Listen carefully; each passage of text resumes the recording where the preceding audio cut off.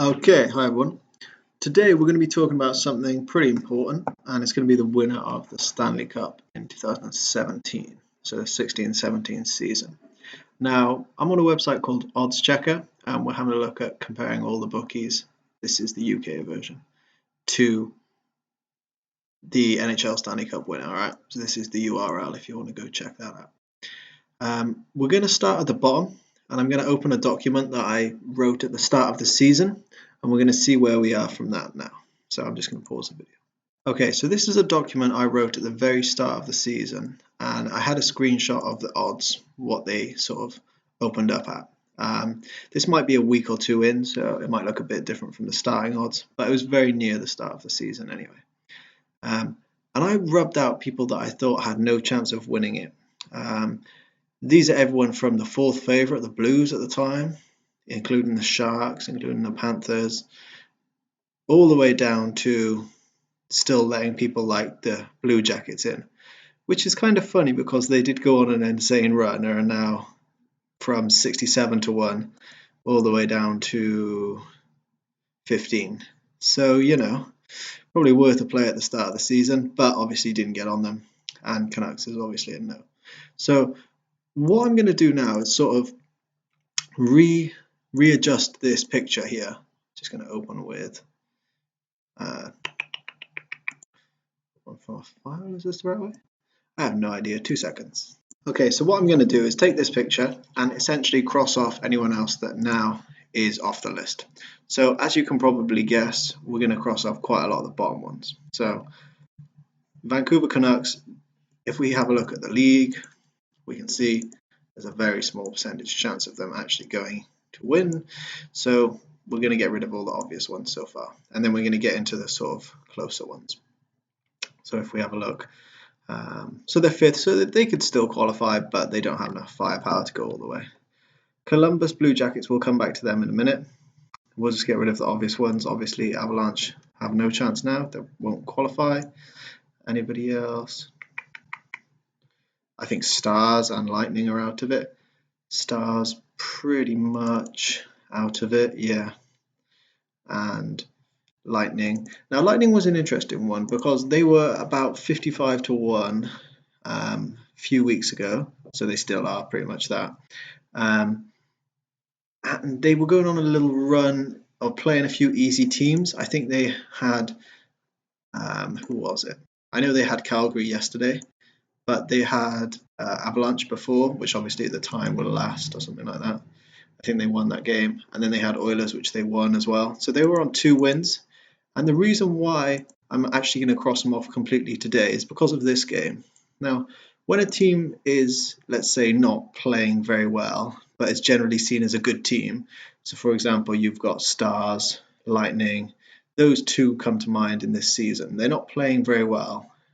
I mean, if we look at the standings, Stars are 10 points off being in even the wild card zone, and Lightning are 6. So it's a sort of a must-win game for Lightning yesterday, and because they didn't actually get that done, I don't think they're going to have enough to maybe even get in the playoffs. They might get in, but they might come up against Caps or Rangers or something like that, and I don't think they're going to get through there. So we're going to cross them off. So if we're looking at the start of the season, we've got rid of our 2 out of our top 5 results. Now Dallas, we're going to cross them off as well. Same principle. They might still qualify, although I highly doubt it, but they won't have enough in the tank to actually go all the way. And we're doing this in about the end of Feb for a reason, because there's a couple of months left before playoffs start. But this is when teams need to start peaking. We'll probably do an episode 2 in about 2 weeks' time, and that'll go into depth on who we think are actually going to, be your full unit plays. For now, we're just sort of winding down the teams and seeing who might, have some value still. So this is obviously the old version. We're going to have a look at the new version in a second, but let's kill some more teams off. So Flames, I think, are still in with a shout. So coming up here. But to be honest, do I think they have enough depth to go all the way? No. I mean, yes, they did beat a Tampa team, barely. And if we have a look at their last results, they're not that hot. Just have a quick look. So, I mean, 6-5, but they were 4-1 up in this game, or 3-1 up. And, in the end, probably should have lost it. But obviously, this is only 2 games. The reason we're not choosing Flames is twofold. The first is their goalies aren't playing that well. Johnson and Elliott are 2 decent keepers, but they're not on fire. And second, they just don't have enough depth, especially in defense. So there you go. All right, Sens. This is another team that's going to go today, which some people might seem strange as they are second in the Atlantic. I actually think the Atlantic is a really weak division this year, but that's another story. So second in the Atlantic, they might even get to the conference semis. But I think whoever they run into out of these 3 teams here is going to just demolish them. I mean, you've got Erik Karlsson, but apart from that, the team is actually quite weak. It wouldn't surprise me if they in fact don't get into the playoffs. I know that sounds strange, but if we take a look at the divisions, you've got Toronto running well with a really young team. I know they have a couple of games in hand, but Boston will come through as well, and Florida have woken up recently too. So it wouldn't surprise me if this gets really, really tight around the end of the season, and that'll use up a lot of their sort of energy. It's just not going to happen for them this year. They have a half-decent team, but I just see it 0% chance in them winning. So we're going to get rid of them as well. I mean, if you got them at 67, then yeah, that's looking great right now. But for the moment, we're not going to play. Now, Columbus Blue Jackets are also going to be crossed off, which some people might find strange if they've been running incredibly well this season, the second highest win streak of all time or something. But that was their peak. This team last year, if you said they were going to be anywhere near the top of the conference, you would have just laughed. But now they're here, but they're sort of done. It seems harsh to say that, but it's just the way it is. Obviously, they're going to qualify. I mean, 79 points they need. They're still in the wild card, but I mean, it's pretty locked up already. They'd be top of the Atlantic, which is pretty much why it's such a weak division. So we're getting rid of them as well. And then we've left with about 1, 2, 3, 4, 5, 6, 7, 8, 9, 10, 11, 12 teams. Now we're going to knock this down to about 7 or 8 today. And obviously most of them are going to be, in this range now. So I'm going to get a screenshot of these odds. And then we're going to go from there, okay? I'm just going to pause the video. Okay, so if we go ahead and cross off the individuals that were already crossed off from the list, we have Blue Jackets are gone. We have Sharks from the start of the season. Now, some people might not get this being crossed off. I mean, they are still 17 in the top 7 for winning it, but they're gone. Blues, again, goalie depth is the main thing, and I mean, they haven't been a strong team yet. I don't see them picking it up before that. Flipping heck. I don't see them picking it up before the end of the season. Then we've got Flames we've already got rid of, and Panthers we've already got rid of as well. And this is pretty much where we stand at the moment. If we consider East versus West to start with, this is going to be the easiest way to get rid of most of the teams. I'd be willing to bet a lot of money that the Atlantic Division doesn't have anyone in the conference final. So as a result, we're going to get rid of all of these teams. Now, Toronto and Montreal, obviously 2 half-decent teams. We've already got rid of the Sens. But it's not going to happen for Montreal this year. Now, I know that sounds strange, but with one of the best keepers in the league and some speed in their team, but strangely the defense just isn't there. They concede a lot of goals. They don't score a lot of goals, and it's just they're not running very well in the key moments of the league. I'm surprised they're still top of the Atlantic, to be honest, but that's what we're going to go with. Now, looking at one more team from Eastern to get rid of, it's going to be Boston. Coach change usually don't result in going straight on to win a Stanley Cup. Next season, they might be a force to be reckoned with. But again, this season, really, really weak backup goalie as well. So I'm just going to let this go. because obviously we can't keep everyone here, can we? So now we're sort of down to Caps, Pens, and Rangers from the Eastern. And that's what we're going to stay with for the time being. I was lucky enough to get Caps at 12-1 with Bet Victor. So now this has gone down to 6-1. You can still get them at 9s, which is incredible. I would say take that today. But we're going to personally leave it until a few weeks' time. Also, you want to look at next couple of games before you play any Stanley Cup sort of futures. So, for example, if you fancied Stars, you should probably play them today because they're pretty likely to win this game. Okay, and if you have a look at their future sort of matchups as well, you can see whether it's worth playing or waiting.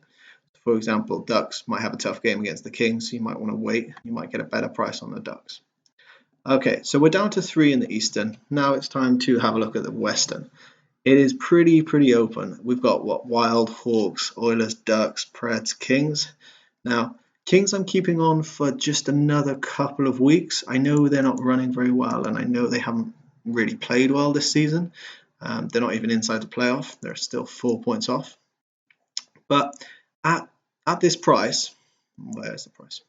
At this 36-1 price, we're going to actually keep them on until we hear a bit more about Jonathan Quick. Obviously, he's pretty much the difference maker in the Kings.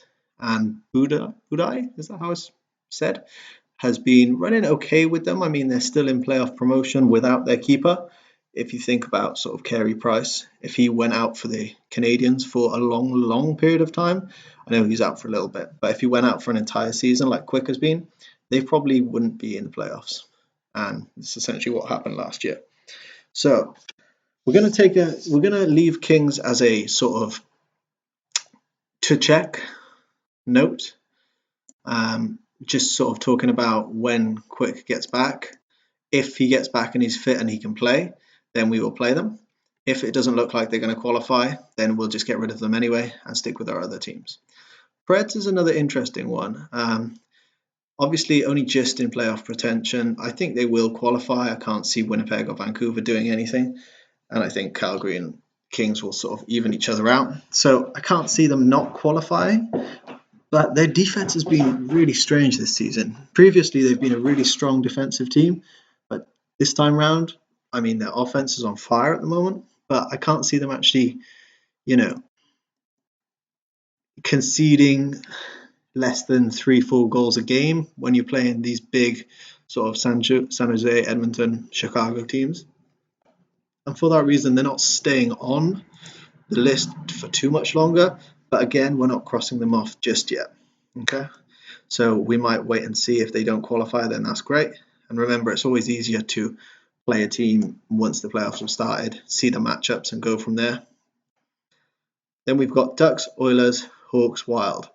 Hawks and Wild are staying on the list for probably the time being. Hopefully, they might end up playing each other, and then we're just going to see who's going to win that and then take it from there.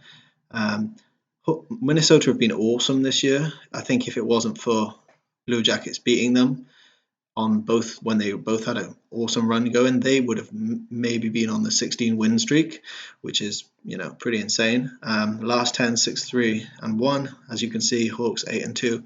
It's when teams start peaking. Blues are on 7-3 as well, but they have lost the last 2. And we're gonna leave Minnesota and Chicago for now. They're probably going to stay on the list and get some money on them, but we're not going to put anything on yet. The next 2 we've got is Oilers and Ducks. Now, assuming that Preds and Kings don't stay on board with us, we've got sort of a big difference between teams here. Essentially, you need to ask yourself, is this team going to go all the way? It doesn't really matter if you think they're going to qualify. Obviously, they're going to qualify. But do the Oilers have the depth to go through, potentially 16 games and beat a team like Capitals, Rangers, or Penguins in the final? So let's say they come up against Penguins. Penguins defense stronger, Penguins goalie depth stronger, definitely. I don't think they do.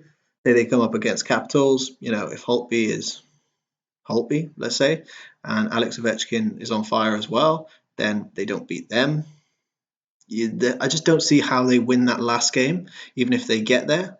And as a result, we're just going to get rid of them now, which I know is strange as we're keeping teams on with 36, 34 to 1, and we're getting rid of Oilers with 21s. But that's just how my sort of thought process works. So we're getting rid of, where's that? We're getting rid of Oilers now. Why are you being blue?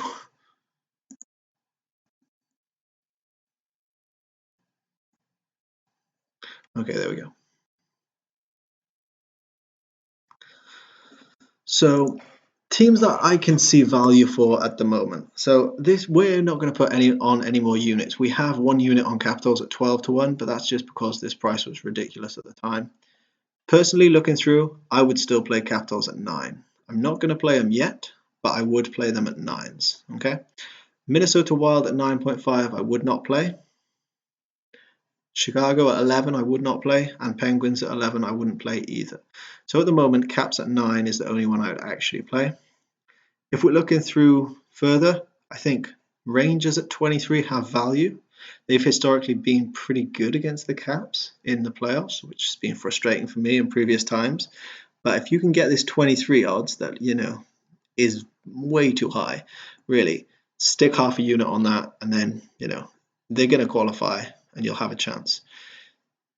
Ducks, I would say not just yet. And then Kings and Preds, leave a little bit longer as well.